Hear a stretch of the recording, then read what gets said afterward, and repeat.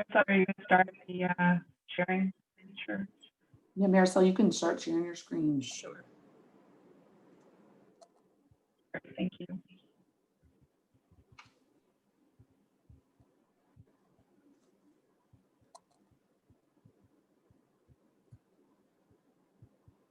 Awesome.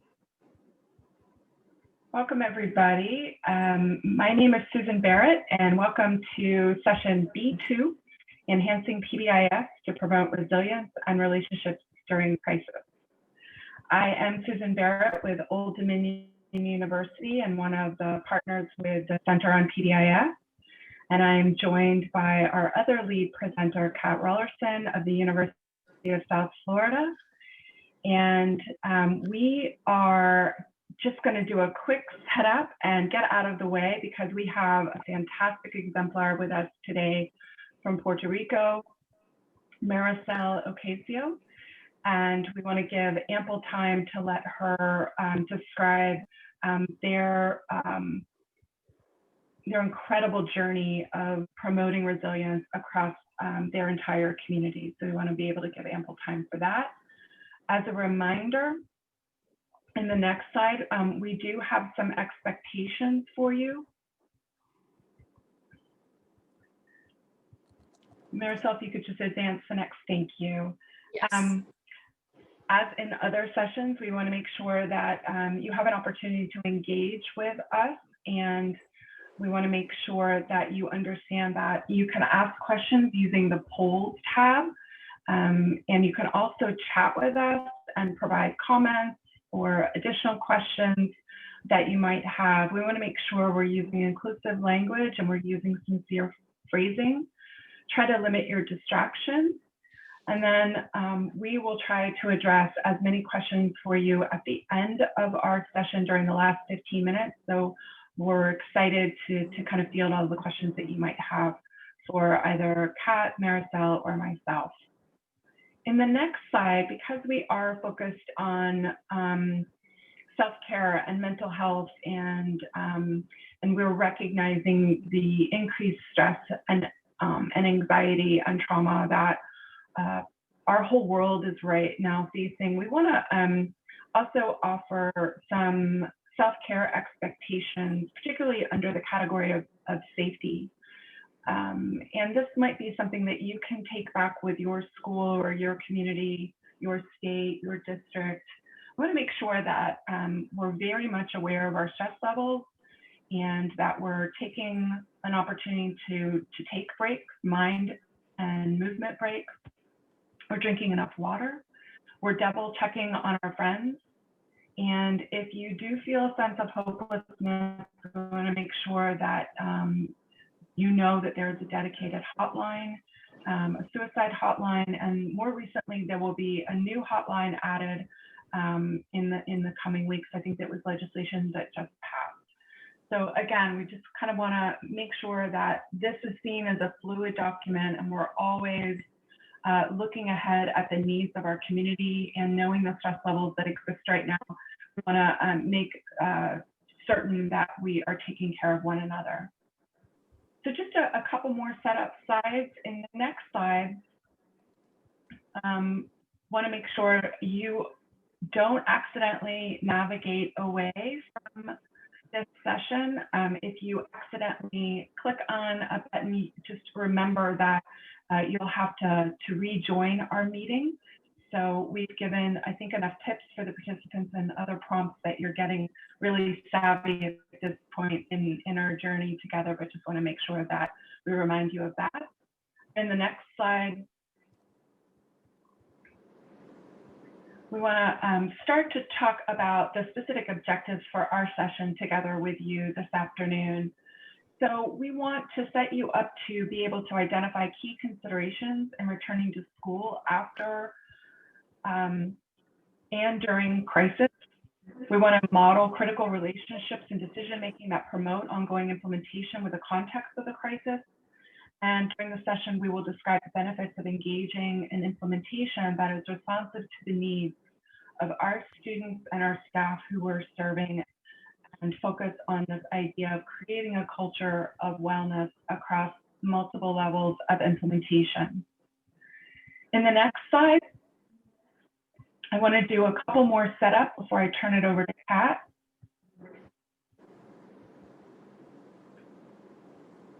I want to make sure that you are aware of a new resource that our center, along with other National Technical Assistance Center, have put together that give really clear, specific guidance on how to return to school during and after a crisis.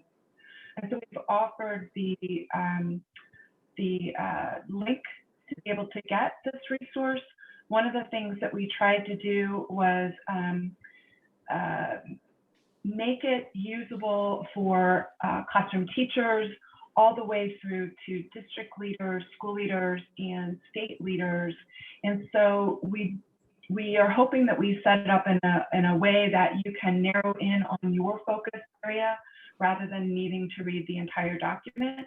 So by all means, geek out with us and read the entire document, because it really sets in motion this entire culture of creating the conditions for success moving forward.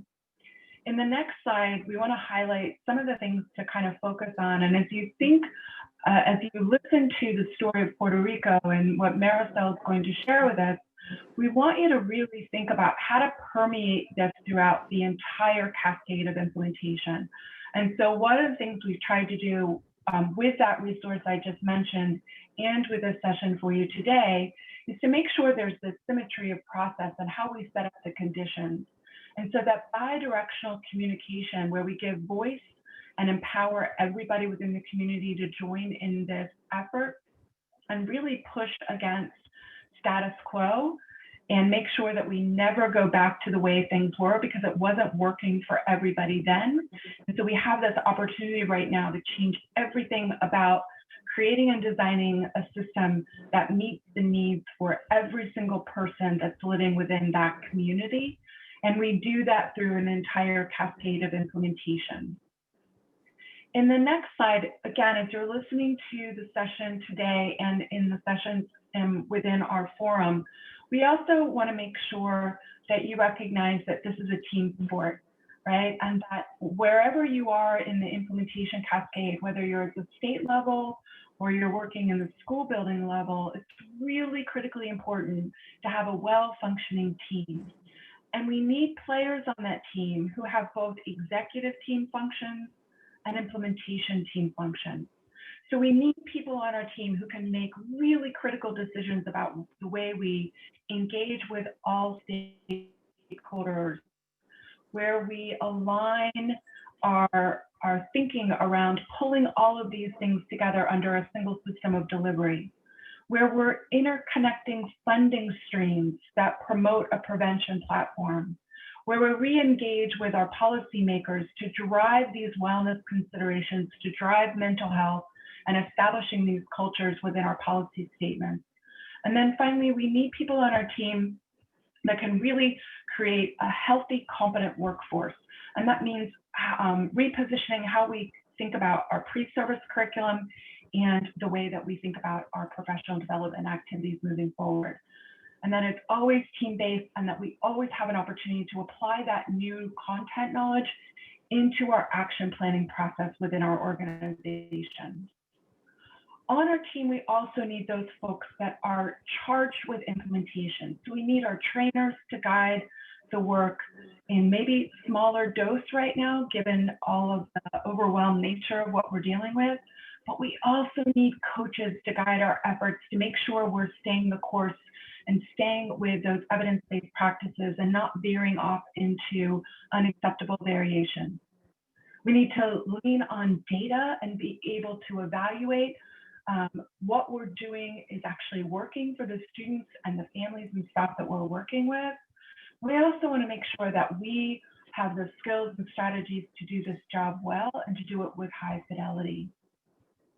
We also want you to be thinking about, as you're listening to our Puerto Rico example, ways that you can identify local demonstration sites in your community that can show us the way forward, that we can call out a school down the road or a district that we're working with that's doing and employing these activities. And so we can learn from our faraway examples and our local demonstration examples.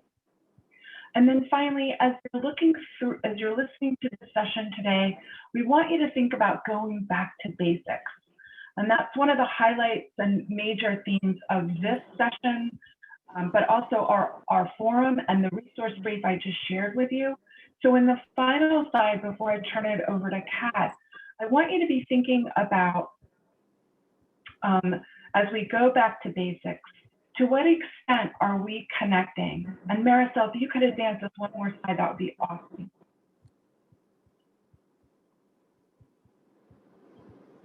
Thanks. So as you're listening, thinking about ways that you are connecting with each and every person within your community and make sure that we create a system where we have an opportunity to connect with each other and conduct check-ins and recognize stress in each other so we can increase our support. We also want to amplify this notion of screening, of uncovering what the needs are for our students and our staff and our families, and customizing our allocation of resources to be explicitly matched to the need based on that kind of data. We also want you to think about ways that we can support and continue to support one another in our journey of growing student social, emotional, behavioral, and academic growth. I also want you to be listening for that instructional approach. How are we teaching these skills? Because well-being is a skill. Mental health is about teaching a set of strategies and skills. And then finally, I want you to think about ways that in our exemplar and what Marisol is going to describe for you, ways that we're monitoring both fidelity and impact. And so these are the through lines that we want you to be thinking about as you're listening back and learning about what Puerto Rico did to build a culture of resilience within that community. So with that, I'm going to turn it over to Kat to introduce our exemplar, Marisol.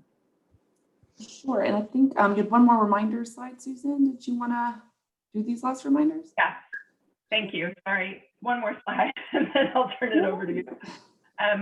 So with all of that being said, and knowing the forecasting data that a lot of public health entities are sharing with us, we know that but even pre-COVID, we had a mental health crisis within our country.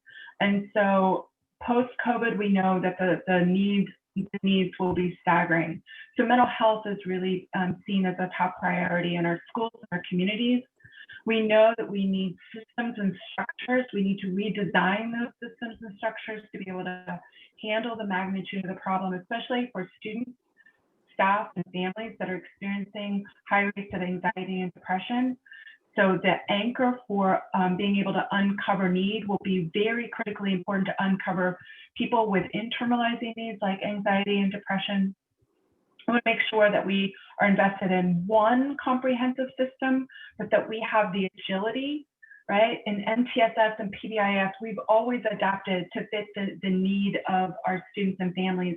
And right now it might be more extreme adjustments, but we need to be flexible and agile in the way that we promote this system and structure. We know that data and science matter now more than ever, and we need to use that data and science to build a more efficient and effective way and to direct our resources to match the needs within our community. We know that prevention and intervention at the first sign of need is really critical. So what are the ways that your team can actively pursue in real time the ever-changing needs of our communities? And finally, above all else, people and relationships are key. And we know that you're going to hear that thread throughout our exemplar with our Puerto Rico example today. And so with that, I think now I am turning it over to Kat. Thank you. So if Marisol, on the next slide, I get a very simple, but I think one of the best jobs in this presentation, and that is to introduce Marisol, who's going to tell us the story of Puerto Rico's implementation. And one thing, when I was thinking of the introduction, we are all getting used to this current context of implementing and keeping our implementation going despite a national pandemic, which is unfamiliar to all of us, except for maybe our presenter today. Her story that is extremely powerful in Puerto Rico has been not only in the context of a pandemic, but that avid, I'm going to keep implementation going despite all odds, as she likes to say, or in the context of repeated significant wide impact crisis events. So as she goes through her timeline and then gives lots of examples of some of those reminders that Susan just reviewed, how they refocused on some of those key pieces of their blueprint and built on them, for example, to keep their implementation going, is what makes their story so impactful. The other two blue boxes here that I was going to highlight for them is they have kept their eye on focusing on the culture of where they're implementing, who they're implementing with, building that focus around safety and well-being for all. And by keeping the focus on implementation around those variables and those outcomes, they have been able to integrate into their Tier 1 training and their implementation an expressive therapies approach. She does a wonderful job describing how they built in the arts in terms of Tier 1 training to adults, but also in implementation with kids.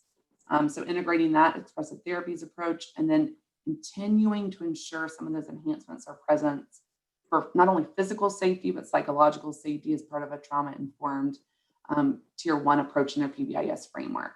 And then on the bottom, you will hear loud and clear. She tells the story of the relationships element that Susan was just mentioning.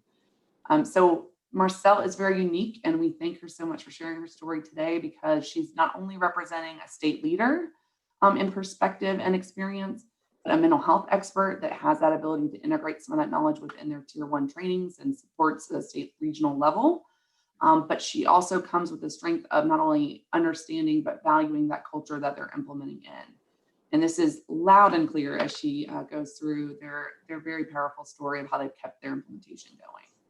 You will see a lot of impact of their state and regional in that second box, how they've supported from the state level and restructured and readjusted based on the repetitive crisis that they experienced, but to keep that state regional leadership team support tight so that they can see impacts in training, coaching, and evaluation across their state.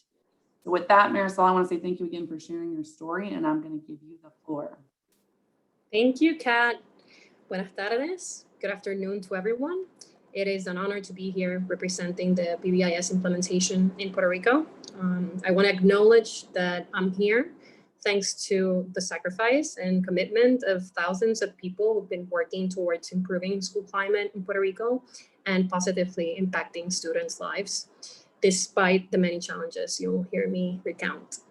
I also want to take a little moment to incorporate an activity that we've used during implementation efforts, where I'm gonna sound a bell 3 times.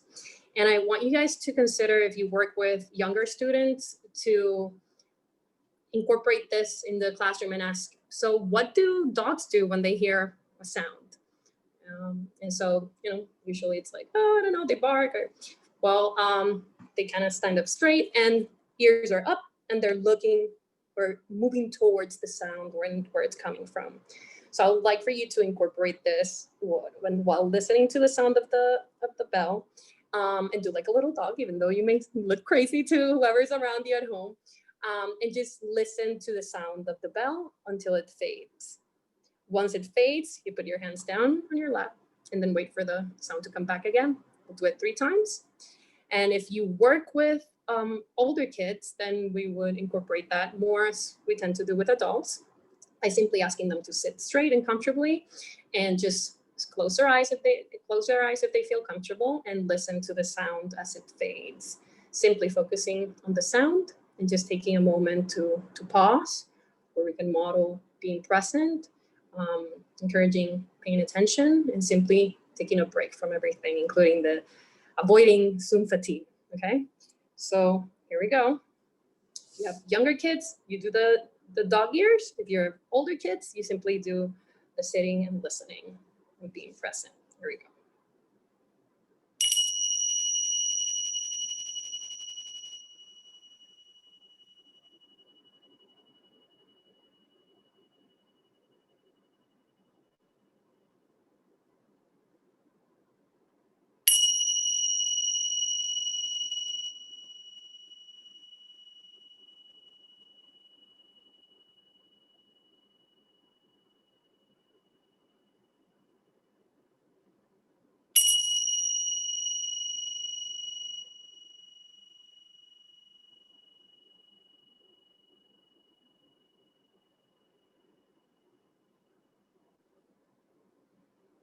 So thank you for indulging me. How are you guys doing? I hope that was a nice little break and beginning to this presentation. As Kat had mentioned before, against all odds, it's kind of the unofficial title to this presentation. When Dr. Heather George mentioned the possibility of presenting during this forum, she mentioned, oh, so what title would you give it? And that's, I think, how I worded it in that moment. And it really has been against all odds, as I hope you gather from this. Since 2011, the Puerto Rico Department of Education has been making efforts to implement BBIS in its schools.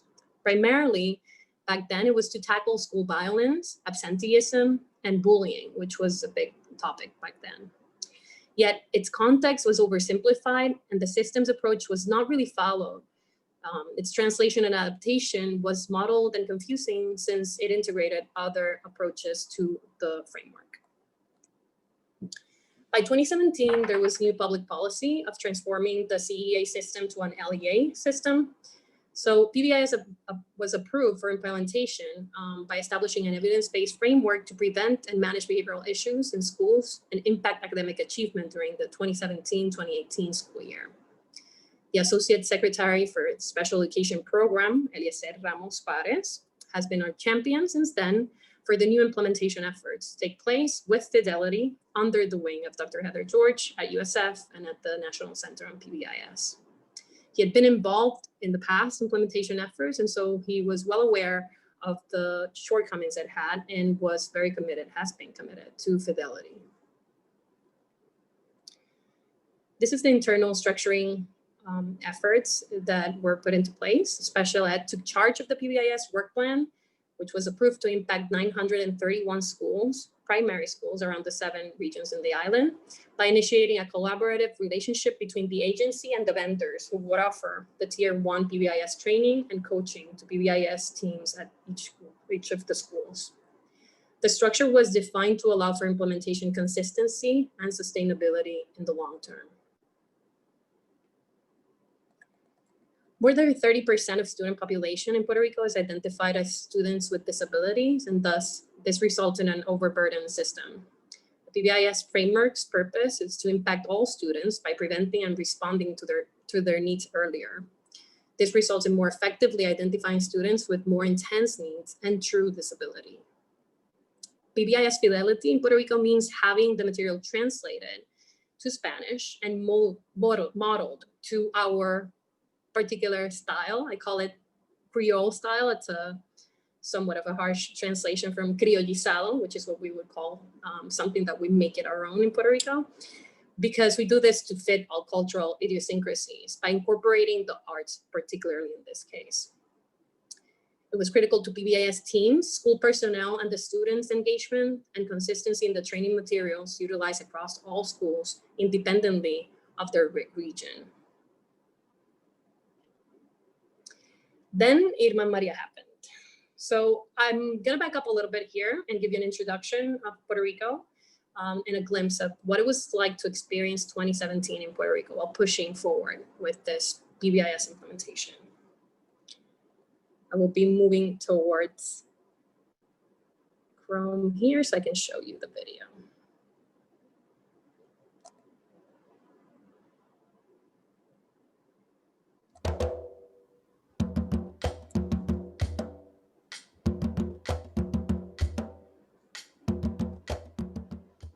Growing up in Puerto Rico, 100 by 35 miles Caribbean island exposes you to an incredibly rich culture, born from a mix of African, Spanish, and Taino heritage that has been very much influenced by American culture, since Puerto Rico is a colony belonging to, but not part of the United States of America.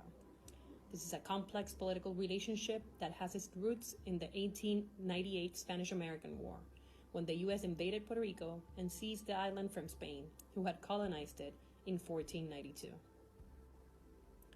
Our sense of cultural identity is a multi-layered one, and as a result, our lifestyle and arts depict just that.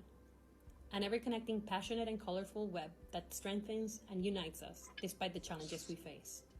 And Puerto Rico has seen its fair share. By 2016, Puerto Rico was in the middle of an intense economic crisis.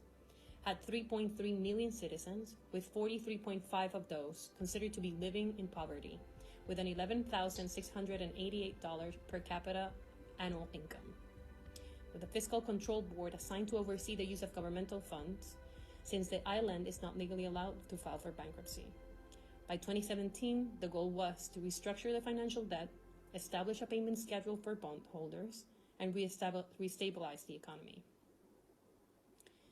Then, in September 6, 2017, a Category 5 hurricane, Irma, skirted the northeast of the island, leaving more than 1 million citizens without power and 56,000 without potable water. However, the general perception locally was that we had escaped the worst of it, and the aftermath seemed light in comparison to other storms or hurricanes we had experienced by then. Instead, Puerto Ricans rallied to support thousands of our U.S. Virgin Island neighbors who were seeking shelter in Puerto Rico after suddenly being left homeless and without personal possessions or proper medical care due to the impact of Irma to their homes. Then, another hurricane warning was in effect. On the 20th of September 2017, Maria made direct hit to the southeast of the island as a Category 4 hurricane, causing unprecedented catastrophic impact. This video was taken just outside of our hotel room, showing the force of Maria's violence. Utter chaos. Now, the time to evacuate is over. This is the strongest storm to hit Puerto Rico in nearly a century. Is a life-threatening behemoth slamming Puerto Rico, the 10th strongest Atlantic hurricane ever recorded. And I've got a lump in my throat thinking about what's about to happen. Recorded winds were up to 155 miles per hour. River surges went up to 47 feet. There were massive mudslides, catastrophic flooding of up to 38 inches, and a historic island-wide power outage that left the entire island in total blackout. This lasted in the best cases several days. In the worst, it was 328 days. That's almost a year. There were 527,000 houses and 127,000 renter households with property damage reported to FEMA. 44 schools permanently closed and up to 257 schools being used as shelters for up to 15,000 people for up to 6 months.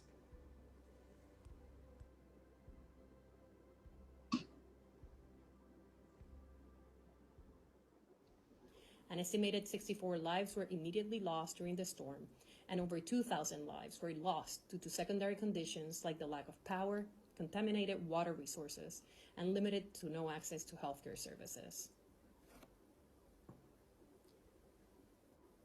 Most likely you heard about this, yet I wouldn't be surprised if it was the first time you learned about Puerto Rico, particularly of our colonial status and what some might call our second-class U.S. citizenship, which became more evident than ever during the disparate treatment of the island during the Recovery Fund disbursement process, which would allow for quick assistance and reconstruction. Yet I paint this picture for you during this pandemic-threatened world that has somewhat normalized facing Armageddon, not to get political, but so you can walk in our shoes.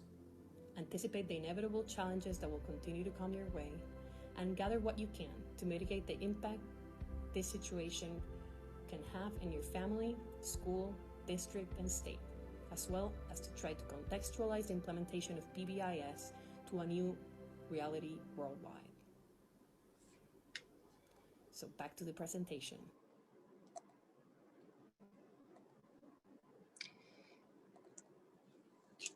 So considering all the planning and preparation that took place in order to make the BBIS implementation happen when we experienced the aftermath of Maria, we were left feeling helpless, deflated, defeated, and like our wind had been taken off from our sails. Fortunately, there was solidarity that came along. Dr. Heather George had contacted me, just checking in on my family and our team. We talked a couple of times, and we ended up in a conversation about potentially following up on a implementation program with pilot schools, just doing 3 high need schools during the waiting period, since everything was paused and we had no clear understanding of when we would be working again, and when the implementation would begin or continue at the department. So this gave us a north, some income, and best of all, a sense of purpose, since most of us were not being able to work, as I mentioned. So there were many schools damaged, and a lot of them were being used as shelters. So we found 3 high schools in need and started visiting them. During one of those visits, this is one of them, we saw this billboard, and I think it relates very nicely. Another of the themes that came up during this time, and it says, "En nuestras manos renace la esperanza." In our hands, hope is reborn. And the theme of hope was something that I think I've heard during the day today, during some of the other conferences.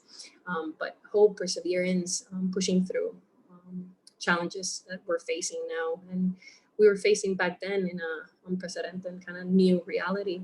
And so it was already kind of in the environment, this vibe of wanting positive change and providing support to others. From September 2017, when Maria occurred, until March 2018, as recovery efforts were underway around the island, the implementation efforts were paused, except for the pilot program. And so we had to pivot. Another theme that came up was collaboration. Our team worked closely with Dr. Tamika Lasai to translate the students, staff, and parents' climate surveys in order for us to be able to gather data from the pilot program and better understand the needs and impact that the particular traumatic experience that had happened had on the students, the staff, and the parents. Also, anticipation was something that came up, since Dr. George had the vision to consider the positive impact it would have to show the implementation that have been done with the 3 pilot schools to the Department of Education, to reignite the interest of stakeholders and make sure that we would follow through on that work plan. Also, acknowledging diversity and integrating the arts was a topic. We're fostering PBIS implementation after such traumatic experiences, and so we were adamant about integrating the fine arts to make the implementation more culturally appropriate, but also trauma sensitive. Integrating the PBIS Tier 1 features from an expressive therapies approach was imperative.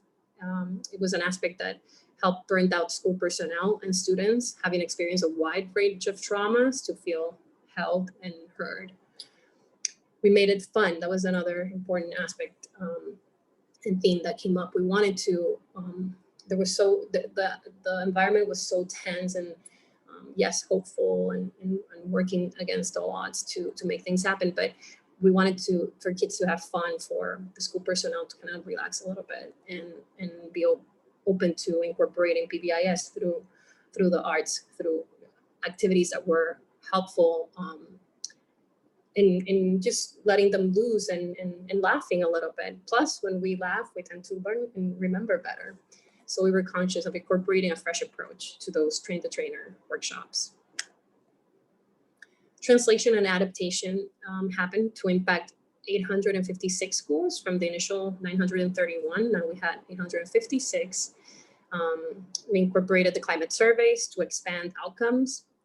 We utilized benchmarks of quality to assure fidelity for Tier 1 implementation. We used presentations and manuals for Tier 1 to make sure we had consistency across all 7 regions with the material provided. And the implementation was done through training of the PBIS teams of those schools with 2 6-hour workshops, 21 hours of PBIS coaching, and 7 hours of arts integration coaching for each team. Some of the trauma resources we incorporated are included here, and they're embedded, so you can click on them and get the link.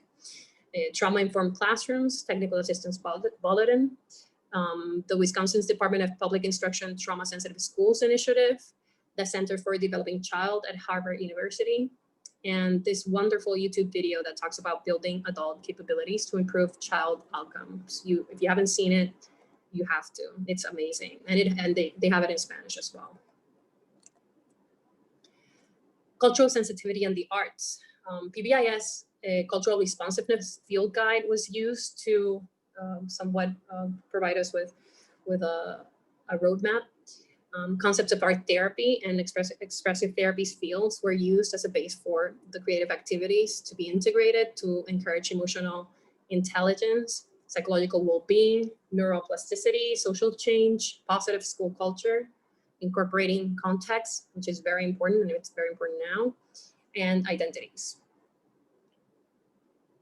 Some of the principles to facilitate creative safe spaces within the trauma-informed PBIS implementation at our schools was to consider creating a predictable and safe space, creative space, where you would explain to the students what would happen during this creative activity, what was the purpose of it or an objective. Limit setting would occur where you would establish clear expectations as to how the students were going to behave and how the materials were going to be used for the particular objective. Options were provided clearly as to the materials that were going to be used, and equitable activities for reasonable accommodations were included. Empowerment and trust was encouraged by respecting privacy and genuine creative expression for each of the students, as opposed to asking them to create something very particular based on the teacher's perception of what needed to happen. A way I usually talk about this is, I usually say, it doesn't have to be pretty, it doesn't have to be perfect, and it doesn't have to be artistic. I think that's the basis of the expressive therapies. We don't want to think of the arts in the context of aesthetically pleasing or how it's supposed to be looking based on art critics or art school training. So this is very important to us, that we encourage genuine creative expression. Avoiding punishment was included by creating a safe place where mistakes could happen and you could process anything by simply engaging in the art making process. You could reflect back rather than interpret by not allowing prejudices or interpretations about the artwork that was created, be that visual or dramatic or written form. And it was process oriented rather than product oriented. We were trusting the creation process for each individual and as a reflection of what they needed to, what they had inside themselves that they needed to come out creatively. And another aspect to consider is a lot of times, or most of the times, traumatic experiences are not easily verbalized. And I'm not gonna get into the neurological aspects of that, but we wanted to provide alternative avenues for expression that didn't rely on actually having to express and verbalize the experience. Yet that would happen naturally as well. Also, another aspect to consider here is we were very clear that we were not asking school personnel to do therapy or the coaches, even though our team my team is all mental health professionals, and a lot of the vendors, coaches were mental health professionals. We were not asking them to do therapy. We're simply asking to provide a safe space and a safe creative space to promote self-expression. Marisol, there was a question. Yes. And I'm only interrupting because I promised I would if one came up when you're talking about the integration of art therapies. Mm-hmm. Could you, and I know you have a great video later, but the types of art therapies that you implemented and within what context, because you just described beautifully how you didn't ask of all educators to do that therapy, but would just give that safe space to do that. Can you give some more examples of the types of art therapy you implemented and within what context? Yes, I have a master's in art therapy. And so art therapy focuses on the visual arts particularly, but I also have a member of our team who's has a master's in expressive therapies. And so art therapy focuses on the visual arts, expressive therapies focuses on writing, dancing, or movement, right? Movement therapy, psychodrama, the visual arts, art therapy, and music therapy. And I can't really go into the theories behind each of those since that's not my expertise. Mine is art therapy, but we incorporated what seemed appropriate in the context of fomenting the Tier 1 implementation with the trauma lens. And so as opposed to saying the whole thing fell under the whole implementation fell under an expressive therapies umbrella, it was more, okay, we have PBIS, this is how they implement tier 1. So what activities can we use from the different arts, right? Fine arts in general, with the therapeutic component to it, as opposed to creating a beautiful, fine piece of artwork, just fomenting self-expression, processing the traumatic experiences, and giving that safe space. I'm not sure if I answered the question, but psychodrama, music therapy, art therapy, creative writing, and movement or dance therapy are the other therapies included. That was great, thank you. And to the question they asked, integrating in training of adults, correct? And then also to use with students. Right, so the idea was train the trainer, and we would train the adults incorporating these activities. And so we would, as a sample of what I did at the beginning, kind of explain, oh, so we're doing this activity, and once we did it with your students, if they're younger students, you could adapt this way, or you can adapt it this other way if they're older, and if there are special needs, we would kind of manage them depending on the situations that they brought up. But we would train them in the material, didactic material that had been translated. But then when we were incorporating the arts, we would actually have experiential activities happen during those trainings. And so that was the fun component as well, because it made it fun and more interactive with them. And it didn't feel as dry for them to be sitting down and listening to someone speak about PBIS. So they also contextualized it, which was helpful. So by April 2018, as things in the island started normalizing and also in the Puerto Rico Department of Education, the PBIS work plan was launched and services were offered for Tier 1 implementation until September 2018.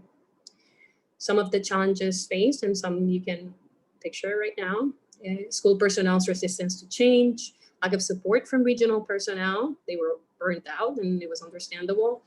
Hopelessness or feeling overworked, be that the teams at the schools or at the regional level, or even the coaches as well. Increase in basic needs. So we would have very particular needs, as in power and water, that sometimes wasn't met at a school. A lack of emergency safety plans that led to improvisations, school closings, consolidations of schools, and constant personnel changes. Delay in service offering and data gathering. Migration, be that of students and their families or school personnel, and that also led to a lot of changes within the school personnel at different campuses. Sharp increase in perceived behavioral issues, and lack of student and parental representation within the PBIS teams. Here we have some of the initial results of the benchmarks of quality. So pre and post, that's initial starting to offer the services, and then while they were finishing by, I think I said October 2018. And these are our 7 regions, the way they were divided. From October 2018 to October 2019, services were interrupted again due to delayed continuation work plan approval, a long RFP process and contractual process lasting until the summer of 2019. Our team of special education was offering crisis management and PBIS technical assistance directly to the schools, since violent incidents were rising, and that was the perception, be that at the schools or even publicly. Consultation and reestablishing expectations. So we adapted the prevent, teach, reinforce model with I believe the DREAM, and you can correct me, Kat. Yes, no, you're great. And I wanted to add, I did put it in our files, but you were spot on. So we use the DREAM for strategic planning, actually as part of Tier 1 training, but then it's also part of the goal setting for prevent, teach, and reinforce. And since you were in a situation here where you were implementing and responding to crisis, it was used as a Tier 1 strategic planning for that school. So we put that activity in the files for you. It was a great adaptation of that and use of those materials. Thank you, yes. And so what we would do is we would visit the school where the violent incident or crisis occurred. We met separately with school staff, students, and parents to process the event. We would ask them to share verbally, written, or via artwork, their perception of what that situation was like. For instance, if there had been a fight between a student and a teacher, how were they feeling about the situation and the consequences of what happened after that. And so once they would establish the negative, and usually the reactions were very intense, right? They would mention, oh, I can't believe that they acted that way, or that was so disrespectful, or there's been an issue here for I don't know how long. And we would kind of let them vent out, open up, and include either their verbal statements, their artwork, or written statements as a kind of potpourri of the different perceptions of what had gone wrong. And then from there, we moved, as we do with the expectations, right? We flipped that and asked, okay, so then if we don't want this to be happening at our school, what is it that we want to be happening in our school? What is it? What's that ideal perception of your school, of the school that you're in? So tell me about that ideal X and Y school. How does it look like? How does it feel like? How would they have managed this crisis or particular situation that you've just experienced? And so they would get into that verbally, written, or artwork, and sometimes all three. And we would look for the common themes amongst the groups to help them create short and long-term goals. That way, once they got animated with the expectations and the positive alternate of what had been happening, we would look for commitments and see who was willing to encourage this happening at their school. And so this is an example of a teacher in one of those schools that the white paper is inside, because we would sometimes do this where modification of the same idea, they would do artwork and write about the negative experience. And then once they put the paper inside the plastic cover, they would add the colors and just accentuate those other positive components that they mentioned were needed to kind of help their school get to that ideal version that they had in their minds. So basically, it says I've been in this school for 20 years, and honestly, I love my workplace, but it's painful to me to be seeing the environment and the climate change. I don't know why it's happening, but it may be due to our societal changes, but our kids are not the same, and there is violence here. So even though you could see it visually somewhat happy colors, and right, the messages she's portraying is one of surprise and sadness. And if we would use the blackboard or the white erase board, we would create a little image of the school and start adding what we were hearing as they were commenting or sharing their artwork or their written statements. And in black you have, well, there's bullying, there's a structural damage that allows for students to come in or out to the school. The guard is too passive. There's no recreation activity or a place that the kids can play during recess. They won't answer the phones. Teachers have preferential treatment towards students. There are fights, there's no supervision. And so from there, then when we would talk about, okay, so what is it that you want to see happen at the school? The green would come up. So we want more supervision, respect, cleanliness, children divided by age, parents and volunteering.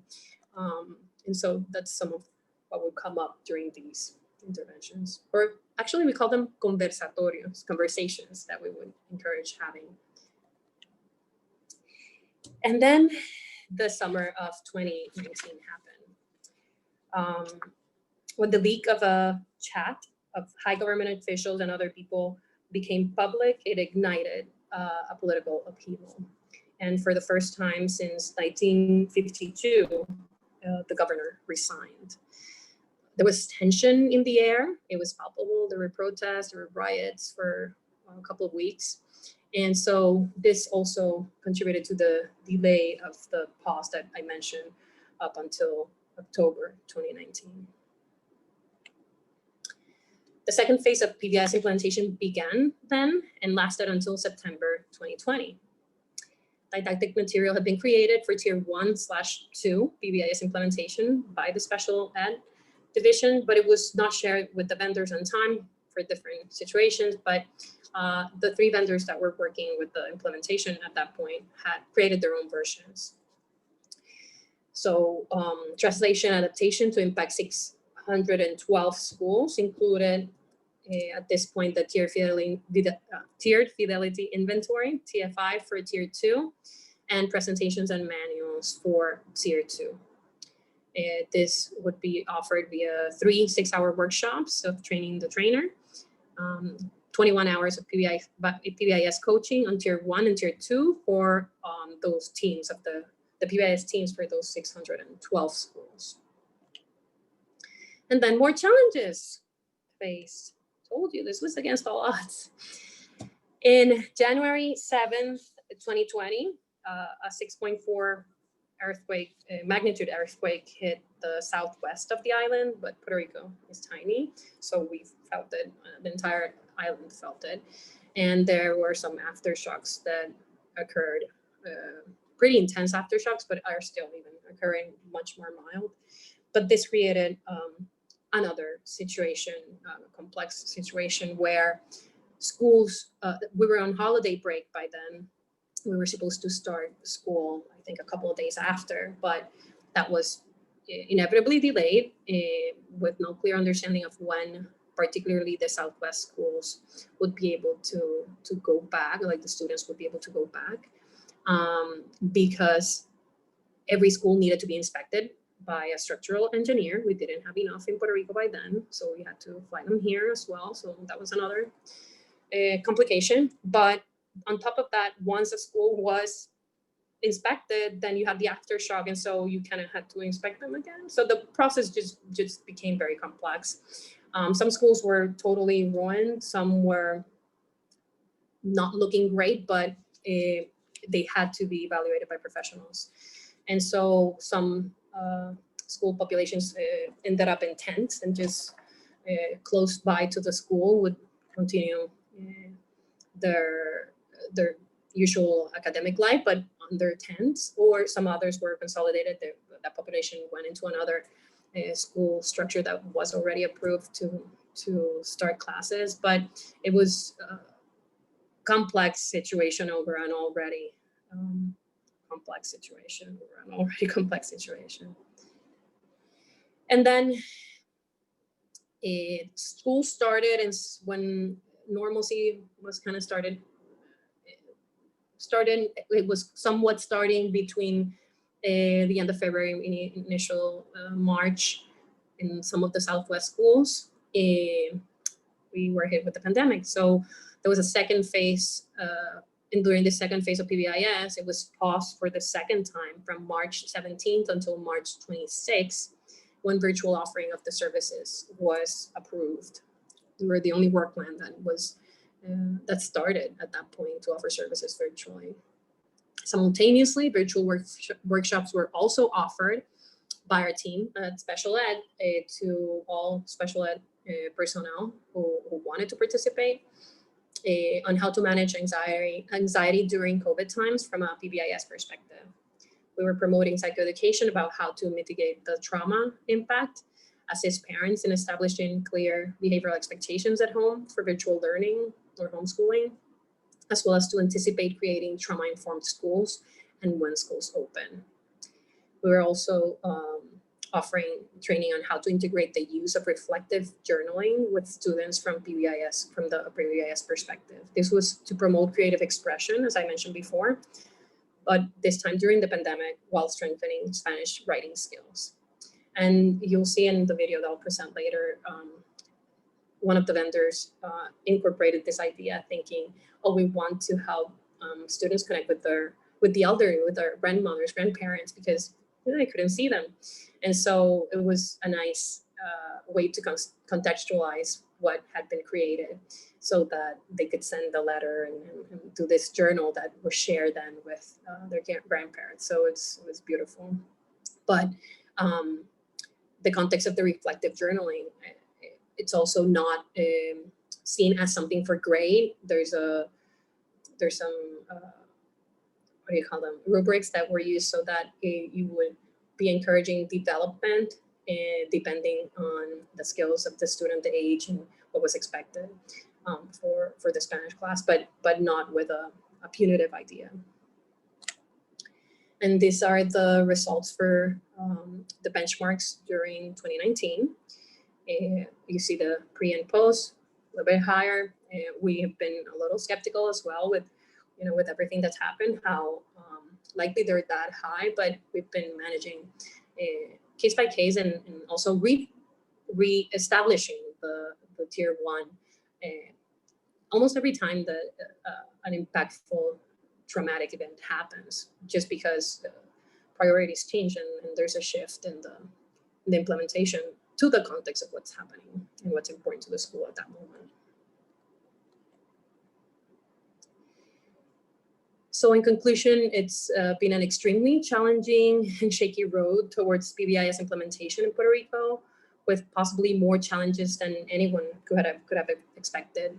However, for those who have been involved in this process, BBIS was extremely helpful in offering us a blueprint to navigate these very choppy waters and help us reclaim our path towards social, emotional, and behavioral problem prevention and management, with a profound respect towards integration of the trauma lens and cultural sensitivity, which is essential aspects for BBIS implementation. Here's gonna share with you a second video with some data for exemplar schools from the 7 regions in Puerto Rico, and then just visuals in general for the arts implementation, some creative stuff around the island.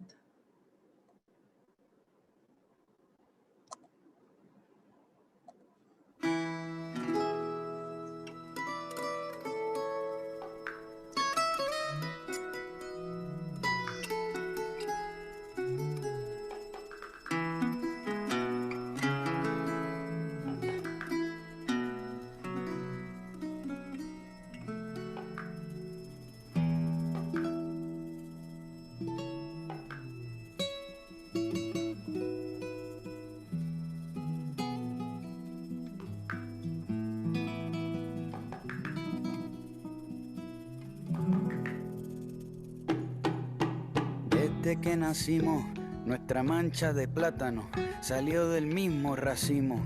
Somos hermanos del mismo horizonte, todos nos criamos en la falda del monte. Crecimos pero pa' que otro se aproveche. Somos un pueblo con dientes de leche, los hijos del trabajo sin mérito.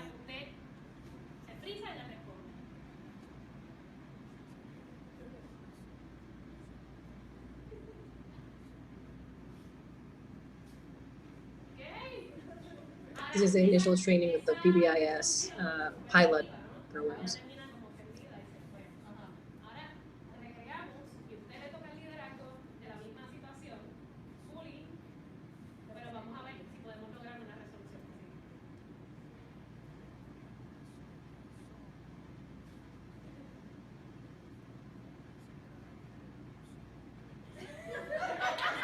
Leer ni escribir. Y la depresión la curamos sin jarabe, porque caminamos al compás de la clave. Nuestra raza por naturaleza es brava, salimos de la tapa de un volcán con lava. No hay identidad, dicen algunos, pero aquí todos llevamos en la espalda el número 21.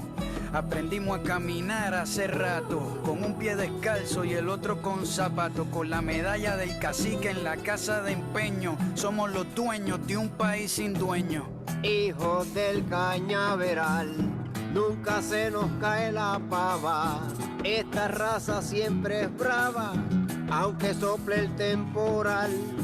Pa' que sientas el calibre de un caballo sin jinete.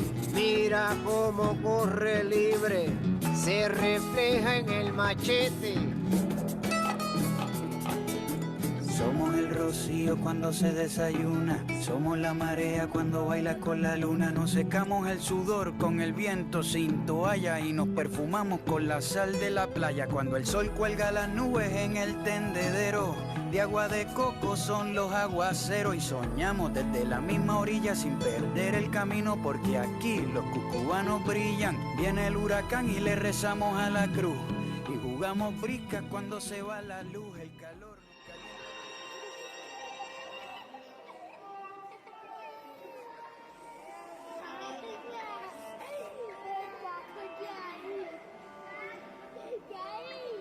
they were also showing negative versus positive social interaction.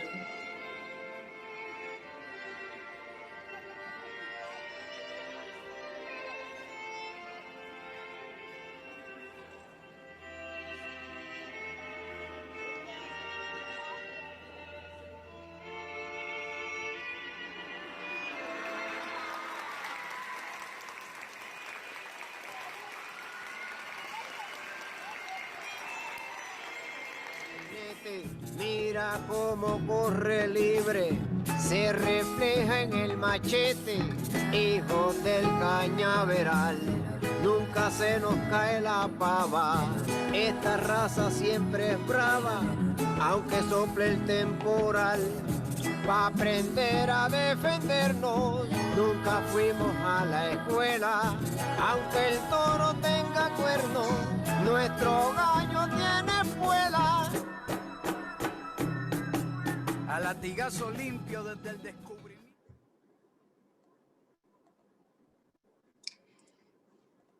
And so, as we look towards the future and the third phase of PBIS implementation gets ready to launch, we're focusing on offering PBIS teams more support by incorporating data collection to the PRD's official digital platform. We're assigning mental health professionals to partner with the schools to facilitate referrals for Tier 2 interventions with coordination and facilitation of social-emotional learning groups when needed. We're continuing to build capacity, training incoming school psychologists and social workers. This is on Tier 1 and 2 with a strong focus on trauma-informed schools component and integrating all the wonderful PBIS resources created for virtual/remote learning, back to school reintegration, and parental and community involvement. Here are some of the resources I've mentioned before. And thank you for joining us, for staying logged on until 5 o'clock, and we'll take some questions. You did a great job, Maricel. Thank you so much. Thank you. And I know Kelly has stored some questions for us. So Kelly, would you like to read those out, or would you like me to do that? I would be happy to let you know, Maricel, what questions have been posed already. And again, if you have a question that you'd like to ask, please use the polls tab and enter your question there. First of all, someone asked about the bell that you used when you were first sharing. Would you be willing to say what type of bell you used, or maybe we can later put I think it's brass. I got it at the Smithsonian in DC. Maybe, I think it was, I can't even recall which museum it was, but yeah, that's all I can say, sorry. That's okay, thank you. Next question, are there specific resources that you want to encourage in order to identify a screener? And I know Susan put some resources in the chat pod. We will also upload those to the file pod, but anything anyone wants to say in response to that question? Do you want to answer, Kat? Because we've had so many things happen. I think the biggest effort we made was with the school climate surveys, having them translated and incorporated, yet having personnel be so overwhelmed and burned out, it just bringing another screen tool, just, I mean, it would trigger a negative reaction, let's just say that. So you may have some suggestions. No, well, I was just going to add on to what you said. I told her this literally when we were playing the presentation. I like that they expanded some of the outcomes they wanted to look at to be the survey that looks at things like safety, relationships, and bringing in not only staff perceptions of that, but student and family perceptions of that. So I think that was a great start. And then a lot of the activities that you saw Maricel integrates, like the reflective journaling, are not formal screeners, but there are ways for them to check on status of student and do some more formal follow-up if needed. The only other prompt that was related, Maricel, that I know you and I, because we talked about so much, because I think her work is amazing, but she had said she wouldn't get to talk much about Tier 2 and 3, and they're building their system back, but they had a lot of existing infrastructure already with Tier 2 and 3 supports. And I just remembered you talking about they're really trying to focus on just their referral process with the mindset of how intense needs are at tier 1 right now, to refer to tier 2, and using both formal and informal types of data. But I think that's all I'd add with this short amount of time. Is that fair, Maricel? That sounds very fair, yes. All right, next question. Do you have any tips for incorporating parents during remote or pandemic times into PBIS? That's one of the biggest struggles right now. I think not just locally, but nationally. We have a big population that don't even have access to either a computer or Wi-Fi. So that's one thing that's been managed now, and some funds were made available to students and families who have students in the public school system, so that they can purchase the Wi-Fi and computers. But one thing is, if you don't have that, one thing that's being done now in Puerto Rico is that curriculums are handed, like they're printed out at the schools and handed to families that pass by and just get the material weekly. And the PBIS teams, along with the coaches, have been incorporating when they say kickoff, it's a divulgación. It's like an activity where they go to the school and take advantage that parents are going to be passing by, and kind of bring back the idea of, here are these expectations that we've been working on with PBIS at the school. This is what you can do at home in order to create that safe space for when they're studying, and what are the expectations in terms of that. And so we have, and I think we can include them as the resources. We've translated some of the material you guys made available initially during the pandemic, and we created a one-pager that was sent to all the schools so that they could provide that to their families, simplifying the idea of how to establish those behavioral expectations, but in the context of home. And so explaining to parents as well, and how do you interact with them in the context of this. We know you're not a teacher. We know that's unrealistic to have you manage the behavioral issues the same way we do at school, yet these have been helpful, and we encourage you to use these from the PBIS perspective. So I think at times that's been very helpful. At other times it can be ignored, but at least it's being provided, and it's accessible to them, be that digitally or in printed out form. Yes, I'm so glad you mentioned that, Maricel, because Heather had told me about that. When the resources came that were so great at guiding virtual adaptations, that you translated them so quickly to get them to some of your families. So if you wouldn't mind adding those, it would be great. Yes, I'll do that. And we also have all the trauma-informed schools handouts also incorporated. I can include them as well and translate it, but then when we were doing the trainings initially during COVID, to special education personnel, we shared those with them so that they could start thinking with the trauma lens, in that we don't know when we're going back, but for sure, if you feel that you've been and your family has been impacted negatively by this pandemic, imagine your students and how it's potentially going to be affecting them, and how we can kind of anticipate going back to school and what that's going to look like. And even just anticipating the context of if you're doing the virtual learning or remote learning or homeschooling, what kind of assistance would the families need?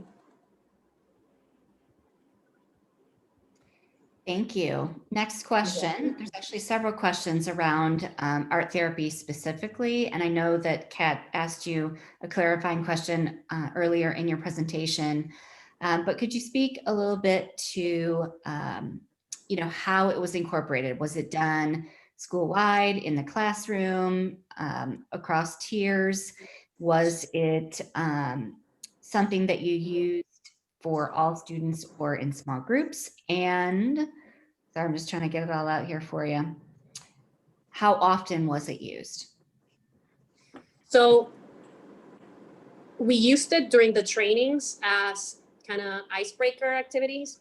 And we would explain that the integration came from this cultural lens, but also trauma lens, that, let's say we did, for example, one thing I could encourage you guys when we finish today is to make art in reflection of this experience, and having watched the videos and having heard about how Puerto Rico has been impacted back to back by different traumatic events. So how did you feel, and however you feel that you can express that creatively, be that through writing a poem or a verse, or making art spontaneously, whatever comes out with the materials you have accessible to you. And so we incorporated activities with, again, from my view, from the art therapy, visual art specifically, and then for Stephanie Soler, who's our expressive therapy expert, from her perspective, as we understood appropriate within the material that we were presenting during the trainings. So we may start with something that was a little bit more of an icebreaker, something less intimidating in terms of the arts. So let's say we would have a song, and maybe it's a song that everyone knows, but maybe the lyrics are not that appropriate. But so then we'll want to encourage you to change that to the context of what you know PBIS to be. So what is this tier 1 thing that I've been talking about? You heard us explain. So let's see if you can come up with another rhyme that goes into this song that can help you as the school personnel PBIS team to bring back to your students, or even just the rest of the school personnel, so that you can start incorporating the arts to get to that core of, we love to dance and party, and the music, it's a big part of our culture. So to incorporate it with the vision of, okay, so we want to promote and encourage understanding for everyone on what are the expectations and how do you promote that and teach them in different ways. And so this was one of those ways. So it would be, usually it was school-wide PBIS. And so we just created it would be a list of maybe 15 different activities that had the range of the different fine arts that they could incorporate however they saw appropriate to the context of their particular school. But during the trainings, we would try to incorporate as many as we could, or present them at least. So they had that information with them and use it as they saw fit. I'm just adding one simple thing. It's so simple, but I thought it was awesome. You were saying you used arts not only for instruction with adults, but you incorporated the arts for them to teach with the kids that the youth also had voice in. So that they got to use something that you said, that's a big part of our culture. We love to do this. So you made that instruction more engaging by just simply putting arts to the instruction. So both in training and in school-wide, yes. Yeah, and it's an experiential kind of learning. So it makes it more hands-on, which is how kids tend to learn better as well. And so it was fun for the adults because they would be like, oh, I haven't been doing this since I was, I don't know how old. But then, it would be fun for the kids to relate to their professors, to their teachers in this new way of, oh, so it's not, I'm not going to be graded on this, and so even the drama component that was on the video, we would do kind of, and I know Stephanie, if she were here, she would be interrupted, like saying what are the names of the strategies or theoretical backgrounds for the activities, but it would be like teatro foro, I think, foro theater, it's in Spanish. But so you would create a particular scenario that happened in a negative interaction at school. Let's say you walk next to the other student and you drop the books or materials, or the person just pushes that student and they fall. And so that there's a interaction that happens without speaking. And then so they have to recreate that without speaking in a positive context and see how they could have handled that in a different way. And so you may have other students come in and kind of tap out that person and engage in that interaction in another different way that they hadn't thought about. And so you explore alternatives to negative behavior, and you want to show positive behavior, but different people will come up with different things. And so you bring up the topic and kind of talk about how that was like for you. Like, how did you feel when that person pushed you and you fell? And you literally fell. I know it's an exercise, and so it would also bring insight to the students as to the importance of promoting positive interactions. Thank you. There is a question about any guidance or coaching resources that you have about art therapy. I'm also realizing the time, and I appreciate your detailed answer there. I do see another question, which is asking, are you including early childhood programs in your implementation of PBIS? So in the 1 minute we have left, maybe you want to answer that second question. And yes, no, we are not including the early childhood programs. Some of the schools start with kindergarten, so that's as early as we go. And the other question as to our therapy in the context of coaching, really, no, particularly like what we have, I can share also, but it's not that there's this field of our therapy coaching, at least I don't know about. What we did was, as I mentioned, incorporate what school-wide implementation for tier 1 looks like. And then we looked, so we could do this fun in this way by integrating this particular art activity. We can do it in this other context. And so, yeah, I'm happy to share that as well.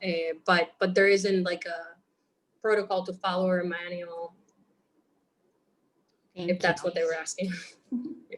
I do see one final question, and I also just want to, again, ask everyone to please take a minute to fill out the evaluation. There was a link put in the chat pod, and you can also find it over in the file pod. Please take time to evaluate the session.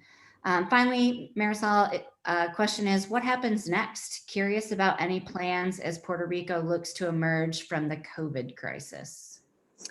Yeah, what happens next is that what I mentioned, we're incorporating psychologists and social workers to our teams if they weren't part of it before. For the most part, we didn't have psychologists at schools, very few. And so new funding that came because of, actually, I'm not sure if it's because of Maria and it was delayed up to now, or it was COVID related and they just happened to bring them now because of that. But it's been in talks for a long time. We're incorporating the psychologists. Some social workers have been part of the teams already, but those who weren't are gonna be part of the team now. And what we're doing is really emphasizing, we're doing booster sessions on tier 1 and 2, depending on what's needed, they can help incorporate that. We're doing the trauma-informed component, but really upping the ante and also bringing in the context of virtual learning, homeschooling, or remote learning. So we're contextualizing the implementation to the reality that we're facing now. That's what we're trying to do. So the same as we did initially for that first year, we are creating the material at special ed and providing that to the vendors. So we have consistency across all regions. And we take that back because of that second year, it didn't happen. We're actually including all of the material we've created so far and putting it on the Department of Education website, the Puerto Rico Department of Education website for everyone to access, even yourselves. Kind of the same idea as pbis.org, that you'll have the material in Spanish, which we know would be helpful beyond Puerto Rico, but maybe also other districts. And so even schools that are here that may have struggled in one thing or another, or want to implement, but are not part of the primary schools, will be able to seek the resources that they may need to do that. That's coming. Thank you. Thanks, Dave. Thank you so much, Marisol, for sharing your story. Thank you so much, Kat, for your contributions today. Thank you, Kelly, for fielding the Q&A, and Therese for our tech support, and Kristen for our captioner. I think one of the biggest lessons for me is this notion of getting in ahead of what we might see when we do go back face to face, some of those extreme behaviors that that we need to be prepared for, and how do we kind of rearrange the scenario so that we aren't inadvertently harming the hurt, but healing the hurt. And I think you gave us some really awesome examples about that today. So I can't thank you enough for your time and your lessons and your incredible work. It's very inspiring, and we all need that right now. So we're really appreciative of you. Thank you. Hang in there. I know, Susan, you're going through a lot as well, and I think we're all going through something, whatever shape or form. But I would just encourage everyone to take care of themselves and look after each other. So, thank you. Pleasure. Thank you. Thank you Thanks. all. Thank you all. Bye, everybody. Excellent job, everyone. if you guys are okay, I'm going to go ahead and end the meeting for everyone. Thank you. Thank you, everybody. Absolutely. Take care now.